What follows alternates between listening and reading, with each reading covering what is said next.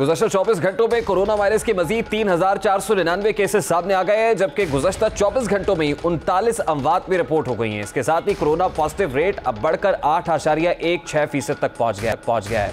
Corona बेकाबू दिखाई दे रहा है और ये सूरत हाल सिर्फ पाकिस्तान में नहीं है बल्कि दुनिया के तकरीबन तमाम ममालिक के अंदर इस वक्त कोरोना की हलाकत खेजियाँ जारी हैं। पाकिस्तान 28वें नंबर पर आ गया है। मुल्क में सियासी और मजहबी इज्तिमात पर पाबंदी के हवाले से इस्लामाबाद हाई कोर्ट में एक दरख्वास्त दायर की गई है। इस दरख्वास्त पर आज समाअत हुई है। Chief justice Islamabad high court Athar Minallah ने इस केस पर क्या रिमार्क्स दिए हैं, अतर मिनल्ला साहब के वो रिमार्क्स सबसे पहले आपके हैं। इस्लामाबाद हाई कोर्ट में जिस केस की समाअत आज हुई है, इस केस की प्रोसीडिंग्स सबसे पहले आपके सामने रखता है। इस्लामाबाद हाई कोर्ट में चीफ जस्टिस अतर मिनल्ला ने कोरोना के सबब सियासी और मजहबी इज्तिमात पर पाबंदी की दरख्वास्त के काबिल समाअत होने पर समाअत की, जिसमें दरख्वास्त गुजार ने मौक़िफ़ अपनाया कि मुल्क में बड़े इज्तिमात से कोरोना फैलने का खदशा है। NCOC को हुक्म दिया जाए कि वो आउटडोर जलसों से मुताल्लिक गाइडलाइन पर पाबंदी कराए। दौरान समाअत अदालत ने रिमार्क्स दिए कि हमने तो हुक्म दे दिया है, अगर एग्जेक्टिव इस पर अमल नहीं करा पा रही तो एग्जेक्टिव पर है, पार्लियामेंट है, एग्जेक्टिव है, सोसाइटी अपनी जिम्मेदारी पूरी नहीं कर रही तो अदालत क्यों मुदाखलत करे। जस्टिस अतर मिनल्ला ने कहा कि अदालती हुक्म पर कोई अमल नहीं करा रहा है और सियासत में मशगूल है तो हम क्यों मुदाखलत करें। पिटिशनर को पार्लियामेंट पर एतमाद करना चाहिए क्योंकि वहीं से इसका हल निकल सकता है। इस किस्म के मामलात अदालत में नहीं आने चाहिए। अदालत ने दरख्वास्त गुजार के दलाइल सुनने के बाद फैसला महफूज कर लिया, जिसे कुछ देर बाद सुनाते हुए इस पिटिशन को खारिज कर दिया गया है। इस हवाले से इस्लामाबाद हाई कोर्ट के अंदर समाअत हुई है, लेकिन chief justice Islamabad high court Athar Minallah के रिमार्क्स बड़े क्रूशल है, बड़े इंपॉर्टेंट है क्योंकि इससे पहले हुकूमत और हुकूमती वज़रा जो है इस्लामाबाद हाई कोर्ट की प्ली ले रहे थे और अपोजिशन को जलसों से रोकने की जब बात की जाती थी तो ये कहा जाता था कि कोर्ट के ऑर्डर्स मौजूद हैं, लेकिन कोर्ट ने एक बार फिर से ये बॉल पार्लियामेंट के कोर्ट में डाल दिया है, हुकूमत के कोर्ट में डाल दिया कि किस तरह से पार्लियामान के अंदर इस मामले को सेटल किया जा सकता है। हुकूमत और हुकूमती वज़रा इस मामले पर इससे पहले क्या मौक़िफ़ इख्तियार करते थे, खासतौर पर PDM के जलसों को लेकर, जरा उसकी एक हल्की सी झलक आपके सामने रखता है। इस्लामाबाद कोर्ट ने अगर ये कहा है कि उन्होंने ये तो नहीं कहा कि जलसे ना करें, उन्होंने ये कहा है कि आप एहतियात करें। कोविड के दौरान जलसे जुलूसों पे पाबंदी है। आप 300 से ज़ायद अफराद का जो दाखिला है और अदालती हुक्म के मुताबिक इनको फॉलो करें। Chief justice Islamabad high court Athar Minallah के इन रिमार्क्स के बाद अब पार्लियामेंट के ऊपर ज्यादा जिम्मेदारी है, पार्लियामान सुप्रीम है, वहां पर इस मामले को सेटल होना चाहिए। ये सियासी नौयत का मामला है, इसका अदालत से कोई ताल्लुक नहीं है और अदालतें बार बार कह रही हैं कि इन सियासी मामलात को अदालतों में ना लाया जाए बल्कि पार्लियामान के अंदर मिलकर सेटल किया जाए। लेकिन सवाल तो ये है कि ना ऑपोजिशन पार्लियामान में आने को तैयार है, ना ही हुकूमत मिलकर ऑपोजिशन से बात करने को तैयार है। अभी लाहौर का जलसा आ रहा है, मुल्तान जलसे में जो कुछ हुआ वो सबने देखा है। PDM का लाहौर जलसा आ रहा है जिसको PDM ज़्यादा क्रूशल करार दे रही है, ज़्यादा बड़ा करार दे रही है और ज़्यादा मेगा करार दे रही है। कितनी बड़ी तादाद के अंदर वहाँ पर लोग पहुँचेंगे, बहसियत सोसाइटी हम अपनी रिस्पॉन्सिबिलिटी कितनी अदा कर रहे हैं, कितना SOPs पर अमल दरामद हो रहा है, अवामी नुमाइंदे इस वक्त SOPs पर कितनी जो है वो जिम्मेदारी के साथ इम्प्लीमेंटेशन करते हुए और कराते हुए दिखाई दे रहे हैं, वो भी सब आपके सामने है। ऐसे में क्या ऑपोजिशन, क्योंकि असद कैसर की ज़ेर सदारत कोरोना पार्लियामानी कमेटी का इजलास बुलाया गया जिसपे ऑपोजिशन नहीं गई, अब जो chief justice Islamabad high court के रिमार्क्स है, इसके बाद क्या ऑपोजिशन सीरियसली इस मामले को देखेगी और पार्लियामान के अंदर हुकूमत के साथ बैठकर इस मामले को हल करने की तरफ जाएगी, जानेंगे। इस वक्त पाकिस्तान मुस्लिम लीग नून के रहनुमा सेनेटर जावेद अब्बासी हमारे साथ मौजूद है। बहुत बहुत शुक्रिया भाई साहब आपके वक्त के लिए। सर, सबसे पहले तो ये कहिएगा, इस्लामाबाद हाई कोर्ट में आज सियासी और मजहबी इज्तिमात पर पाबंदी के हवाले से एक दरखास्त दायर की गई, उस पर अतर मिनल्ला साहब के रिमार्क्स बड़ी इंपॉर्टेंट है। वो कह रहे हैं कि ये मामला जो सियासी मामला है उनको पार्लियामान के अंदर हल होना चाहिए। अब हुकूमत ने तो कोरोना पर पार्लियामानी कमेटी तश्कील दी, ऑपोजिशन उस कमेटी में गई नहीं। जिस तरह से कोरोना की हलाकत खेज वार जारी हैं, अगर ये यूं ही स्प्रेड करता रहा तो क्या ऑपोजिशन जो इस वक्त रोल प्ले कर रही है वो ऐसे ही रोल प्ले करती रहेगी और हुकूमत के साथ नहीं बैठेगी? बिस्मिल्लाहिर्रहमानिर्रहीम, बहुत शुक्रिया जनाब। आपने जिस जजमेंट का हवाला दिया है उसमें उन्होंने ये कहा कि पार्लियामान के अंदर मामला तय करे जाए, और मैं कहता हूँ कि ये बड़ा हुकूमत के लिए भी बड़ी सबकी हुई है कि हुकूमत को उन्होंने कहा है कि ये काम अदालतों में लेके ना है। ये आपके पास अपना फोरम है पार्लियामान का, पार्लियामान है जो लॉ बनाती है, पार्लियामान है जो पॉलिसीज देती है, पार्लियामान है जो विजन देती है, पार्लियामान को ये काम है कि वो अकाउंटेबिलिटी भी करती है और ओवरसाइट भी करती है हुकूमतों की। हमने बार बार इनको कहा है कि ये कोरोना के ऊपर ये मीटिंग नहीं थी, ये मीटिंग चंद लोगों की बुलाई गई थी। उस वक्त भी हम कह रहे थे कि इजलास आप बुलाएं या जॉइंट सेशन बुलाएं या नेशनल असेंबली और सेनेट का इजलास बनाएं, यहाँ वहाँ डिस्कशन करें ओपन, हुकूमत आगे बताए कि उन्होंने क्या इकदाम किए हैं, हम उनको मशवरा दें, फिर कोई कंसेंसस बिल्ड करें और कंसेंसस बिल्ड करके पाकिस्तान में इसका मुकाबला करें।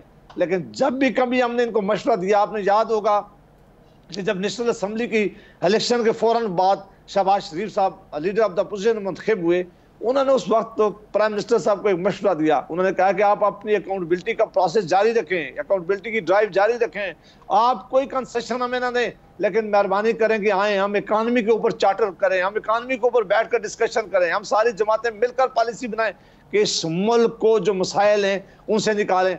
उन्होंने उस वक्त मजाक किया कि भाई साहब आप बिल्कुल दुरुस्त फरमा रहे हैं। मुझे कोविड की फर्स्ट वेव के अंदर भी याद है कि शहबाज शरीफ साहब जो है वो यूके से वापस आ गए थे और यहाँ आकर जो है एक वर्चुअल इजलास में शिरकत भी की थी। बिलावल साहब भी बड़े सीरियस दिखाई दे रहे थे, पार्लियामेंट के फ्लोर पर भी जिस कंसर्न का इजहार किया जा रहा था बड़ा पर्टिनेंट था। वज़ीर आज़म सब उठ के चले गए थे सर।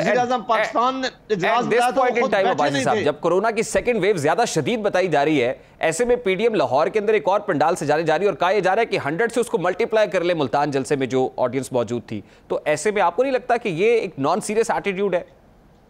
बिल्कुल नहीं। आप ये देखें कि आप लाहौर देख लें, आप इस्लामाबाद देख लें, आप गुजरांवाला देख, आप पाकिस्तान का कोई शहर देख लें, कोई एसओपी जो है उसको एनफोर्स नहीं किया रहा, कोई एसओपी को ऑब्जर्व नहीं किया जा रहा, कोई हुकूमत ने किसी एक शोबे में भी कोशिश नहीं की कि ना लोग मास्क पहन रहे हैं, उसी तरह मार्केटों में नहीं। मैं ये कह रहा हूँ, ये इम्प्लीमेंटेशन या तो हुकूमत कोई एक पॉलिसी करती, या हुकूमत कहती कि हम हर तरह की चीजों पर पाबंदी लगा रहे हैं, हम भी खत्म कर देते। अब वो ये क्या कह रहे हैं कि जब दुनिया निकलना शुरू हो गई है, अब वो बाकी किसी चीज पे इंप्लीमेंट नहीं करवा रहे। सब अपना काम करें ना, आप अपने जल से मौखर करते हैं। आप कहें कि कोविड की क्योंकि वेव बहुत ज्यादा इंटेंस है, हम जल से मौखर कर रहे हैं, आप अपना काम करें सर। नहीं, हमारे ये 2 या 3 घंटों के जनाब जलसों से अल्लाह खैर करेगा ऐसा कोई नहीं हो। ये जलसे कोई रोज की बुनियाद पर हो भी नहीं रहे, अभी बड़े दिन है उन जलसों पे जो हमने लाहौर में करना है। पहले हुकूमत को जो काम करना चाहिए था, क्या इन्होंने किसी और जगह पर एसओपी जो है वो ऑब्जर्व करवाई है, क्या उसको एनफोर्स करवाया है, क्या इन्होंने रश खत्म की है, क्या जो ट्रेनें बंद की गई हैं। खैर है भाई साहब, पॉलिटिकल पॉइंट स्कोरिंग सर, आगे बढ़ते ना सर। 13 दिसंबर के जलसे में ऐसी क्या खास बात है कि जो पीडीएम ये क्लेम कर रही है कि 13 दिसंबर के जलसे से पहले हुकूमत अपना बंदोबस्त कर ले, बोरी बिस्तरा गोल कर ले, 13 दिसंबर को क्या होने जा रहा है सर?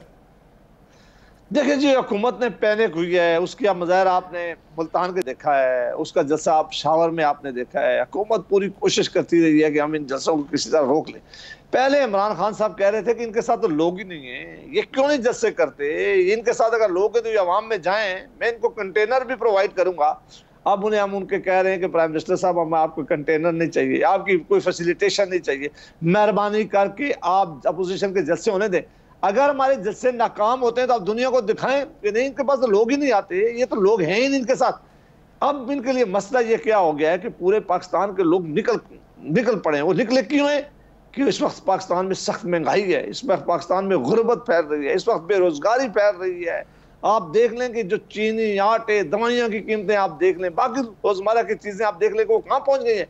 कोई आदमी जो मिडिल क्लास है, जो लोअर मिडिल क्लास है, वो तो खत्म हो गई है। जो गरीब है वो तो गुर्बत के से आपने कई करोड़ों लोग नीचे चले गए। भाई साहब इस पे बहस हो सकती है कि जलसे में कितने लोग आते हैं, लेकिन सवाल यह है कि आपने जलसा किया, जलसे में बहुत बड़ी तादाद में लोग आ गए, पंडाल सजा लिया आपने, इमरान खान साहब के 30 अक्टूबर वाले जलसे से बहुत बड़ा जलसा कर लिया, इसके बाद क्या होगा सर?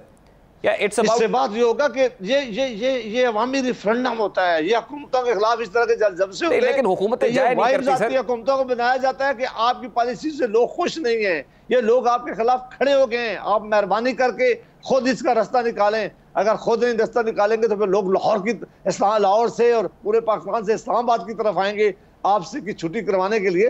तो ये साइन होते हैं, मेरा ख्याल है कि जब बड़े जलसे होते हैं तो ये एक साइन, ये एक अवाम का अब्बासी साहब, आप देखिए आप एक सीजन पॉलिटिशियन है सर, आप एक सीजन पॉलिटिशियन है, आप सेनेट के अंदर मौजूद हैं, बड़ी अच्छी करारदादें होती हैं आपकी, आप पॉलिटिकल विजडम रखते हैं।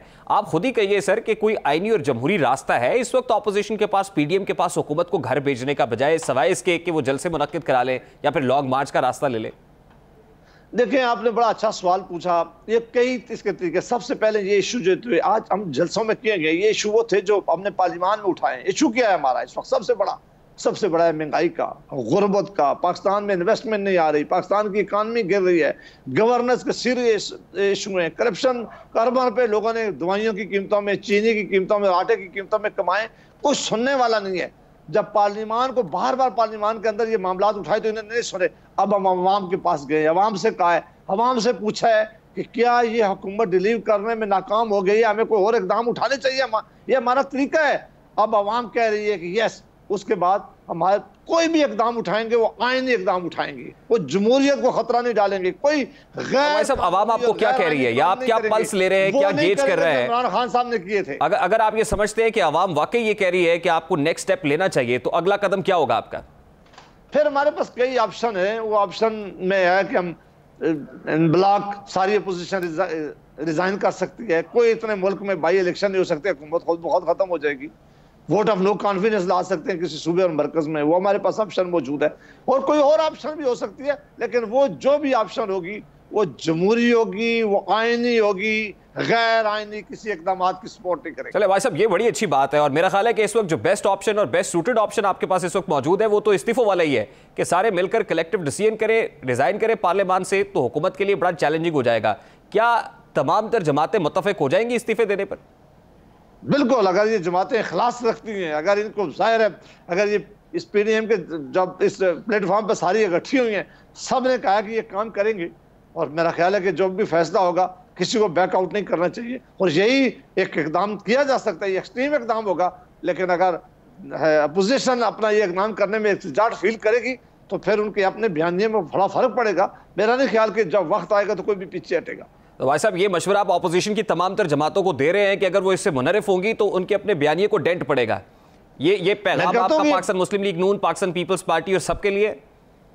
मैं कहता हूं कि अगर पीडीएम के प्लेटफॉर्म से ये फैसला होता है और सारी जमातें ये फैसला बैठ के सारे करते हैं, जो भी बैकआउट करेगा वो मैं समझूंगा कि उसके फिर इखलास में कमी होगी, और वो इसके जो आज हम बात कर रहे हैं इसका मतलब है कि पहले दिन से इस बात से उनके इत्तेफाक नहीं था।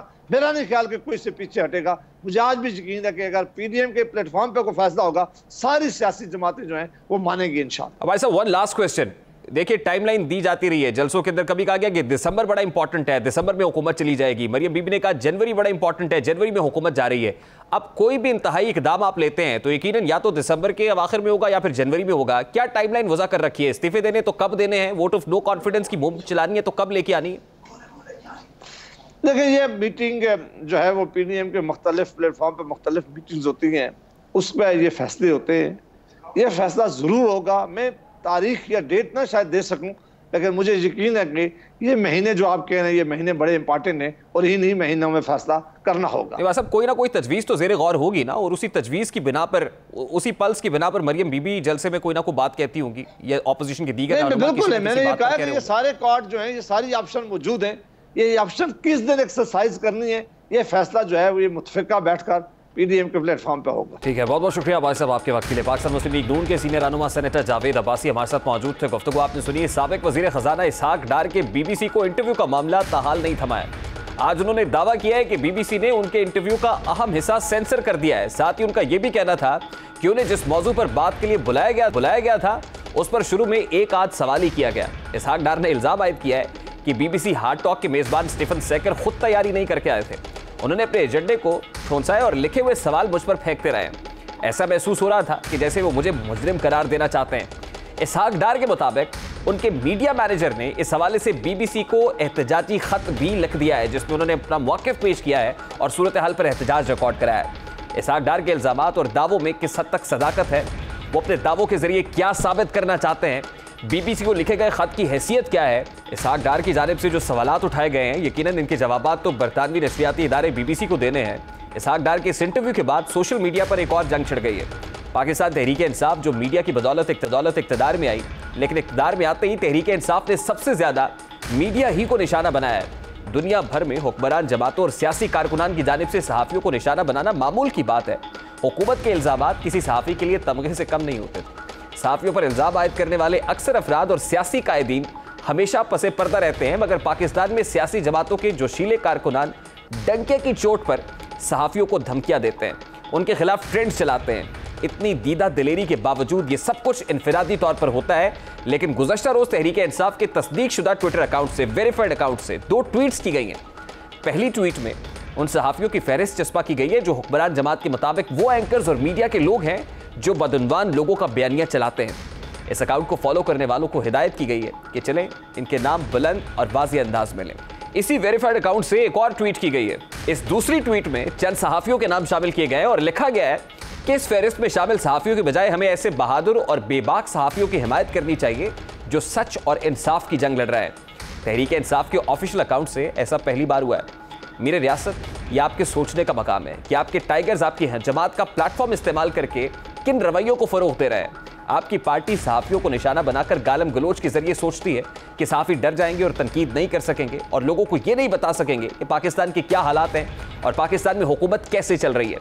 मेरे रियासत, सहाफी माजी में भी कभी घबराए नहीं और ना ही मुस्तकबिल में ऐसे हथकंडों के जरिए उन्हें दबाया जा सकता है। शहंशाह मुअज़्ज़म की तारीफ की बजाय रियासत की मसाइल पर सवालात उठाना हमारा खासा रहा है और हम अपनी खुसूसियत बरकरार रखेंगे।